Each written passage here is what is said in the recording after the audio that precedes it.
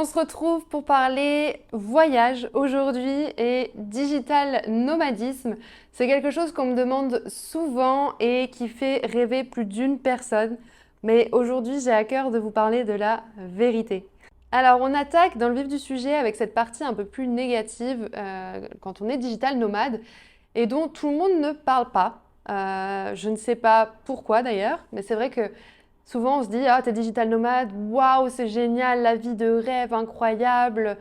Oui, alors ça, c'est sûr que, bien sûr, parce que sinon, je la vivrais pas.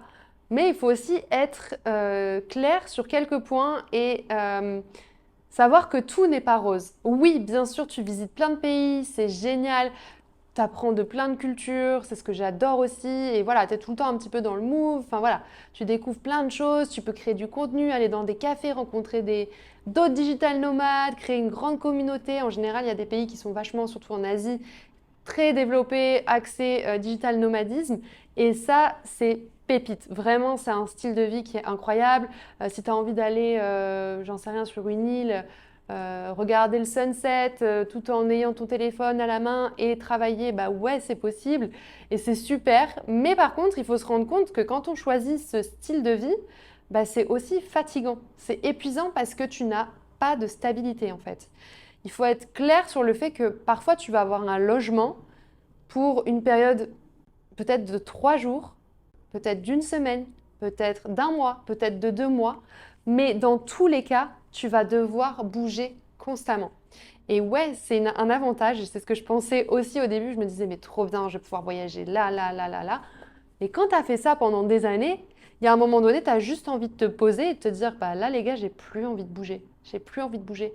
J'en ai marre de défaire mon sac, refaire ma valise, c'est fatigant, bouger à droite, bouger à gauche, gérer parce qu'en plus, c'est bien, mais avec tous les transports, il faut vachement s'organiser aussi par rapport au travail parce que forcément, tu dois prendre un peu d'avance. Si tu as des clients, il faut caler tes rendez-vous au bon moment. Enfin voilà, ça c'est la partie un peu plus sombre dont personne ne parle, mais c'est surtout la solitude que tu peux avoir aussi quand tu es digital nomade et que tu es seul. C'est-à-dire que tu vas te poser des questions existentielles par moment, où tu vas faire face à des doutes, à des incompréhensions, et en fait, tu vas être seul parce que tu n'as pas ton socle familial, le socle que tu peux, voilà, ton environnement que tu t'es construit en évoluant peut-être à un endroit là où tu es implanté aujourd'hui. Et c'est vrai que c'est toute la différence et c'est ce que j'aime bien dire, c'est qu'il y a une différence entre être digital nomade et être aussi expatrié et rester sur du plus long terme. Mais quand bien même, c'est ce que j'essaie de faire depuis des années où voilà, j'essaie de rester au minimum 3 mois dans chaque pays. Mais parfois, tu es rattrapé parce que tu te dois d'aller faire des visa run, parce que tu dois sortir du territoire, parce que tu n'as pas le choix. En fait, ton visa ne te permet pas de rester plus longtemps. Donc, tu es obligé de sortir du pays pour re-rentrer. Donc, soit tu perds une journée parce que tu as de la chance, tu es à la frontière, donc du coup, tu peux faire voilà, un aller-retour dans la journée et c'est fait. Mais parfois, tu es obligé de prendre un avion, de sortir du territoire, d'aller dans un autre pays pour quelques jours ou le faire plus rapidement en condensé. Mais c'est quelque chose qui est fatigant, qui est énergivore et qu'il faut aussi prendre en considération. Donc je ne suis pas là pour dépeindre le tableau et dire que non, digital nomade c'est affreux. Non, pas du tout. Mais c'est juste que vous soyez conscient des choses parce que j'entends tous les jours, mais moi aussi je veux faire ça, je veux cette vie, ta ta ta. Oui, parce qu'on vous montre que les bons côtés et en général ce sont les côtés qu'on met en avant. Moi aussi je veux découvrir d'autres cultures, être sur de belles plages, avoir du soleil toute l'année. Et bien sûr, et c'est mon rythme de vie et je m'en plains pas du tout, j'en suis très heureuse.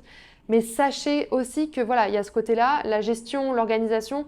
Quand tu es digital nomade, il faut redoubler d'organisation. Si tu es quelqu'un qui n'est pas organisé dans sa vie, eh ben, tu vas être mise à rude épreuve dans ces situations-là parce qu'il faut clairement savoir s'organiser.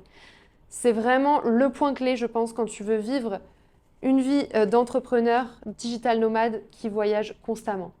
Donc voilà, c'était vraiment pour vous faire un mini épisode sur le sujet. Si jamais vous avez des questions un peu plus poussées, que vous souhaitez en savoir plus sur comment je m'organise, mes routines, dans quel pays est-ce que je vais, comment j'ai vécu mon expérience à Bali, comment je vis mon expérience en Thaïlande, n'hésitez pas à me faire un retour, à me le dire dans les commentaires si vous êtes sur YouTube. Sinon, vous pouvez toujours me contacter sur mon compte Instagram. J'y suis tous les jours, vous pouvez me retrouver dessus. Et encore une fois, si cet épisode vous a plu, n'hésitez pas à liker, à vous abonner à la chaîne si mes podcasts vous plaisent et à me faire un retour, ça me fera vraiment plaisir. Je vous fais des gros bisous et on se retrouve la semaine prochaine.